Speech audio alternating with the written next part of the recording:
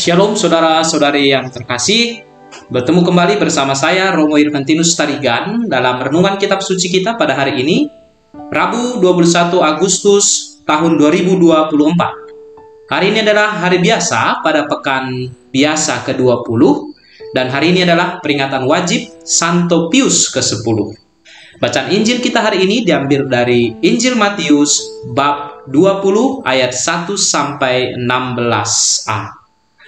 Kerajaan surga seumpama seorang pemilik kebun anggur yang pagi-pagi benar keluar mencari pekerja-pekerja untuk kebun anggurnya. Setelah ia sepakat dengan pekerja-pekerja itu mengenai upah sedinar sehari, ia menyuruh mereka ke kebun anggurnya. Kira-kira pukul 9 pagi, ia keluar lagi dan dilihatnya ada orang-orang lain yang menganggur di pasar. Katanya kepada mereka, "Pergilah juga kamu ke kebun anggurku, dan upah yang adil akan kuberikan kepadamu." Lalu mereka pun pergi. Kira-kira pukul 12 dan pukul 3 petang, ia keluar dan melakukan hal yang sama. Kira-kira pukul 5 petang, ia keluar lagi dan mendapati orang-orang lain. Katanya kepada mereka, "Mengapa kamu menganggur saja di sini sepanjang hari?" Kata mereka kepadanya, "Karena tidak ada orang yang mengupah kami." Katanya kepada mereka, "Pergi jugalah kamu ke kebun anggurku." Ketika hari malam, pemilik kebun itu berkata kepada mandornya, "Panggillah pekerja-pekerja itu dan bayarkan upah mereka, mulai dengan mereka yang masuk terakhir hingga mereka yang masuk pertama." Datanglah mereka yang masuk kira-kira pukul 5 dan masing-masing menerima 1 dinar. Kemudian datanglah mereka yang masuk pertama, sangkanya akan mendapat lebih banyak, tetapi mereka pun menerima masing-masing 1 dinar juga. Ketika mereka menerimanya, mereka bersungut-sungut kepada pemilik kebun itu. Katanya, "Mereka yang masuk terakhir ini hanya bekerja 1 jam, dan engkau menyamakan mereka dengan kami yang sehari suntuk bekerja berat dan menanggung panas terik matahari?" Namun pemilik kebun itu menjawab seorang dari mereka, "Kawan, aku tidak berlaku tidak adil terhadap engkau. Bukankah kita telah sepakat sedinar sehari? Ambillah bagianmu dan pergilah. Aku mau memberikan kepada orang yang masuk terakhir ini sama seperti kepadamu. Tidakkah aku boleh mempergunakan milikku menurut kehendak hatiku? Atau iri hatikah engkau karena aku murah hati?" Demikianlah mereka yang terakhir akan menjadi yang pertama, dan yang pertama akan menjadi yang terakhir. Saudara-saudari yang terkasih, bila kita membaca perikop Injil hari ini secara sepintas, tanpa pendalaman yang lebih, maka sangat mungkin kita merasakan adanya ketidakadilan.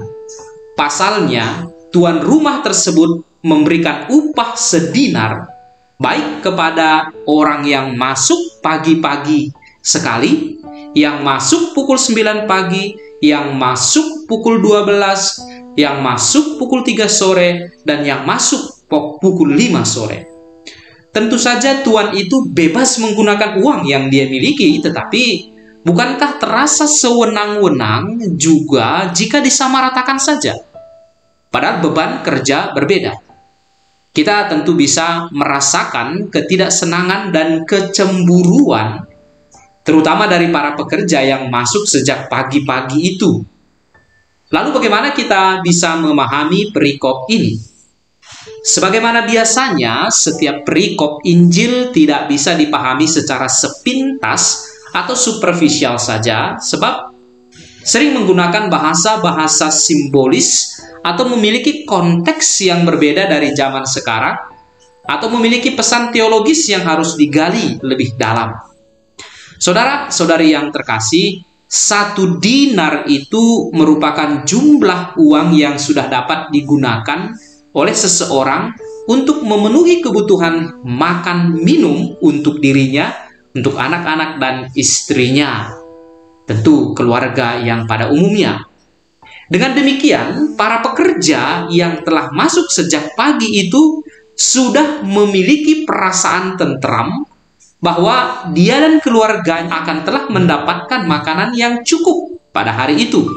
Pasalnya, mereka sudah mendapat kerja.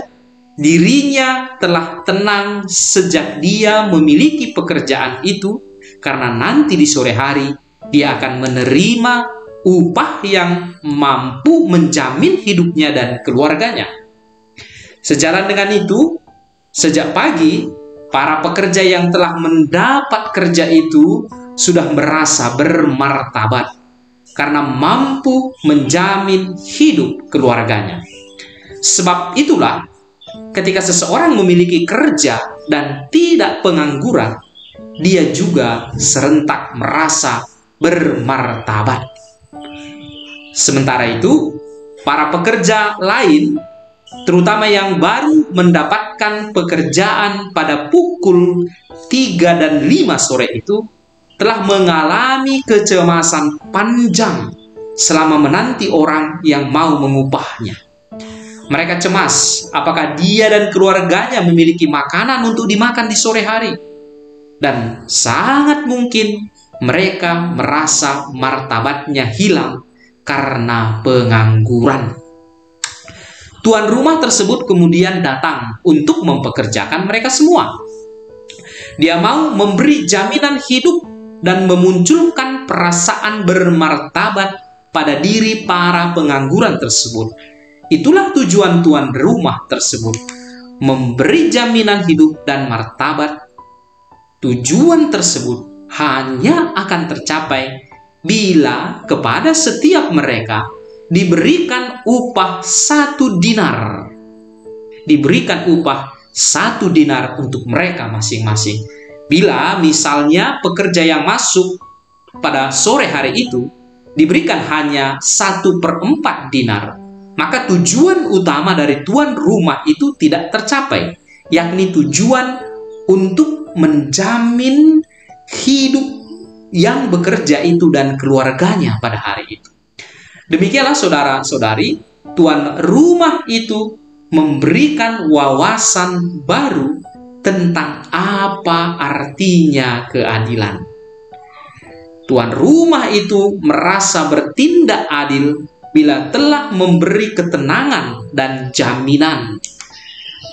Bila telah memberi ketenangan dan jaminan hidup atas para pekerja dan keluarganya, yang kemudian akan melahirkan perasaan bermartabat dan berharga sebagai manusia. Saudara-saudari yang terkasih, para pekerja yang masuk terlebih dahulu mengira akan mendapat upah lebih besar. Atau bisa juga dikatakan bahwa mereka ingin mendapatkan lebih daripada yang sudah ada dalam kontrak bersama, dalam perjanjian kerja bersama. Atau mereka ingin mendapatkan lebih daripada yang sebenarnya sudah mencukupi bagi hidupnya pada hari itu. Ingat, 1 dinar itu cukup untuk mereka dan untuk keluarganya pada satu hari itu. Keinginan untuk lebih dan lebihlah yang menjadi cikal bakal sungut-sungut, cikal bakal iri hati dan kecemburuan. Bila seseorang telah mensyukuri dan mencukupkan diri pada apa yang dia miliki, maka hidupnya akan lebih tenang, lebih tentram, dan tidak cenderung bermain perbandingan dalam kehidupan. Sering sekali kita tidak puas dengan hidup yang kita miliki, bukan karena tidak cukup, tetapi karena ingin lebih dan lebih lagi. Anda mungkin misalnya mengagumi orang tertentu dan berkata dalam hati, kalau aku menjadi dia, maka tentu hidupku akan sangat bahagia. Lalu suatu hari Anda mendengar dia berbicara dan berkeluh kesah tentang ketidakpuasannya atas kehidupannya sendiri. Padahal Anda sendiri ingin menjadi seperti orang itu, karena merasa bahwa hidupnya, hidup orang itu sudah sempurna dan tercukupi dari semua segi. Demikianlah saudara-saudari yang terkasih, ada cukup banyak orang yang asik menghitung-hitung yang kurang atau yang belum ada padanya, sehingga pada akhirnya lupa menikmati dan mensyukuri apa yang ada padanya. Jadi bukan terutama karena dia berkekurangan. Barangkali Anda yang sedang mendengarkan ini berada pada posisi yang mungkin mempekerjakan orang lain. Jika demikian, maka perlu mengadopsi takaran keadilan yang diberikan oleh tuan rumah itu dalam kisah Injil hari ini. Takarannya adalah, apakah dengan upah yang diberikan, hidup pekerja itu sudah terjamin dan bermartabat? Jadi bukan terutama menghitung-hitung jam kerja atau beratnya beban kerja.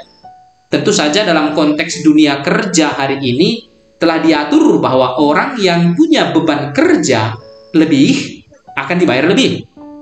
Dalam konteks yang demikian, kita perlu menjadikan upah pekerja yang bebannya paling sedikit untuk menjadi patokan. Apakah upah para pekerja yang memiliki beban kerja paling sedikit sudah mampu menjamin hidupnya dan membuat dirinya bermartabat? Demikian saudara-saudari yang terkasih, semoga kita terbuka pada Injil hari ini sehingga hidup kita dirubah. Tuhan memberkati kita. Amin.